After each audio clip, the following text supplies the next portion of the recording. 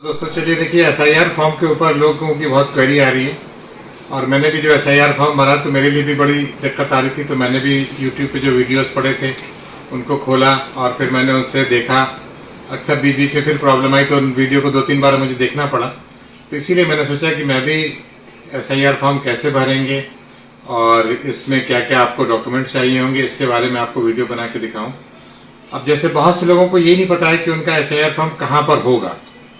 तो अगर आपके पास लास्ट अपना जैसे आपने अभी इलेक्शन में अपना वोटर आईडी आपका बना होगा, वोटर आईडी के ऊपर आपका वोटर आईडी लिखा होगा, तो पहले आपको तो सबसे पहला काम है कि आपको अपने एरिया का बीएलओ ढूंढना है कि आपके जो एरिया में बीएलओ कौन है और आपका एसआईआर फॉर्म उसी के पास होगा।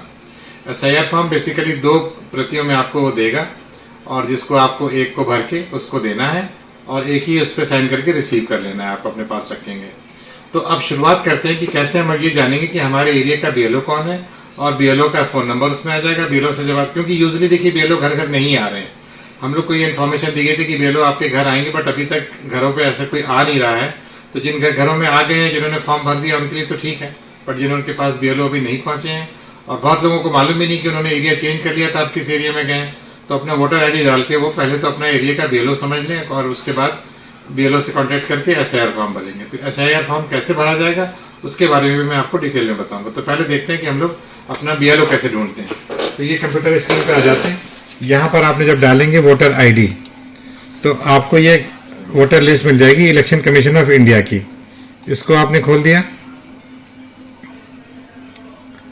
और इसके बाद your name in the voter list, ये इसको आपने क्लिक किया तो अब आपके पास ये लिख के आ गया search your name in the voter list. अब आपको अपना जो वोटर आईडी आपका जो मिला होगा, वोटर आईडी आपका जैसे ये है, ये एपिक नंबर आपका, ये जो वोटर आईडी जो है आपका एपिक नंबर है, तो आपका ये पड़ गया, ये आपने डाल दिया। सेलेक्ट योर स्टेट, तो आपकी आ गई उत्तर प्रदेश और ये कैप्चा है जो आपने कर दिया, ठीक, इसको आपने सर्च में डाल दिया। तो अब देखिए ये इनका बन के आ गया, ये निकल के आ गया। ये नाम लिखा हुआ संजय प्रताप, ये आ गया पूरा और यहाँ पर आपका डिटेल सब आपको निकालना है यहाँ से। तो अब देखिए इनका पूरा निकल के आ गया, इनके एरिया का नाम निकल के आ गया और यहाँ से देखिए इनके बीएलओ का नाम आ गया मिस्टर महेश प्रसाद वर्मा, इनका फ़ोन नंबर दिया गया है, ईआरओ का नंबर दिया गया अंकित शुक्ला। अब जैसे हमारे बीएलओ से कांटेक्ट नहीं हो पा रहा था तो मैंने फिर इनके ईआरओ को कांटेक्ट किया तो उन्होंने बीएलओ से संपर्क मेरा करवा दिया था। और ये डीईओ है, डिस्ट्रिक्ट जो आपके ऑफिसर हैं। तो पहले तो आप इसका प्रिंट आउट ले लीजिए आप, ठीक है ना। इससे आपका प्रिंट आउट ना भी लीजिए बट यहाँ से आपको अपने बीएलओ का नंबर मिल जाएगा, बीएलओ को आप कांटेक्ट कर लीजिए और उसके बाद फिर आपको वो एसआईआर फॉर्म दे देंगे। तो ये आपका आपके वोटर आईडी से आपका ये निकल आता है, ठीक है दोस्तों।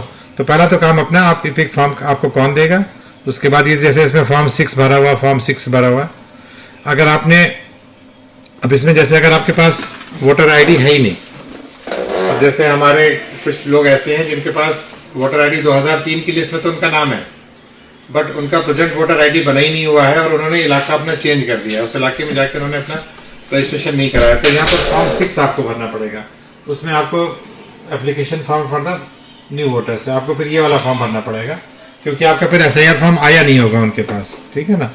तो ये सब चीज़ें होंगी। अब चलिए हम लोग एसआईआर फॉर्म के ऊपर आते हैं। अब एसआईआर फॉर्म कैसे भरा जाएगा वो मैं आपको बताता हूँ।